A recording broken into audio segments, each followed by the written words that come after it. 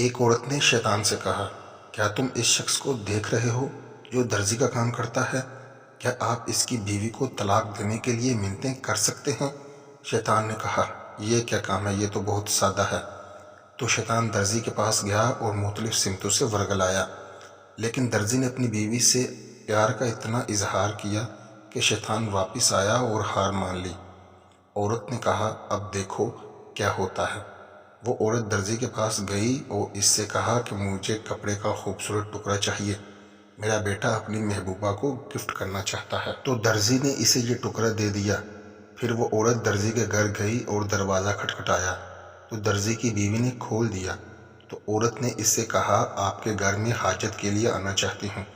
تو درزی کی بیگم نے اس سے کہا، آ جاؤ۔ درزی کی بیوی باورچی خانے میں چیزیں لینے گئی۔ عورت نے وہ کپڑے کا ٹکڑا دروازے کے پیچھے رکھ کر باہر نکل آئی۔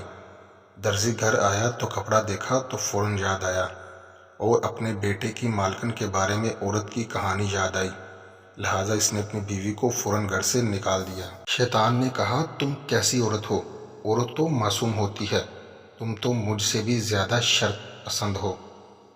عورت نے کہا، انتظار کرو، میرے اچھے اعمال بھی دیکھو۔ شیطان نے کہا، کیسے؟ اگلے دن وہ عورت درزی کے پاس واپس آئی اور اسے بتایا کہ وہ کل جیسا ملتا جلتا کپڑا چاہتی ہوں، کیونکہ وہ ایک غریب عورت کے گھر نماز پڑھنے گئی تھی اور وہ اسے بھول گئی تھی اور واپس جانے میں شرم آئی۔ یہ سب سننے کے بعد درزی کو اپنے آپ پر غصہ آیا اور پھر درزی نے فوراً اپنی بیوی کو واپس بلایا۔ اب شیطان مینٹل ہسپتال میں ہے، انتہائی نگہداشت کمرہ نمبر 1۔ اس کی ذہنی حالت کی وجہ سے عیادت کرنا منع ہے۔